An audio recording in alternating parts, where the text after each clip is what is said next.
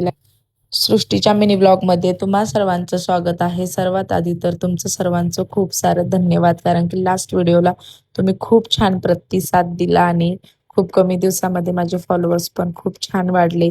त्याच्यासाठी तुमचं सर्वांचं मनापासून खूप धन्यवाद. थँक्यू. इथून पुढेही तुमचा सपोर्ट असाच राहू द्या आणि तुमचा सपोर्ट असेल तर माझे व्हिडिओ पण रोज येत जातील. तुम्ही मला सपोर्ट नक्की करा. आणि आज आम्ही गेलो होतो कुरकुमच्या देवीला, फिरंगाई देवीला. दौंडपासून 10 किलोमीटर अंतरावरच आहे. तर खूप दिवसांपासून चाललं होतं, माझं लग्न झाल्यापासून चाललं होतं की देवीला जायचंय.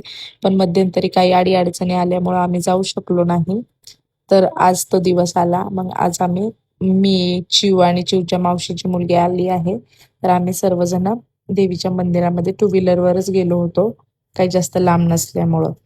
आणि मग तिथं छान फोटो वगैरे काढले, व्हिडिओ वगैरे काढले आणि त्याच्यानंतर परत आम्ही दौंडला निघालो. दौंडला येण्यासाठी आम्हाला अंधार झाला होता रात्रीचा. तर मला गाडी चालवण्यासाठी खूप भीती वाटत होती, कारण त्या रस्त्याला खूप मोठे मोठे ट्रक वगैरे असतात.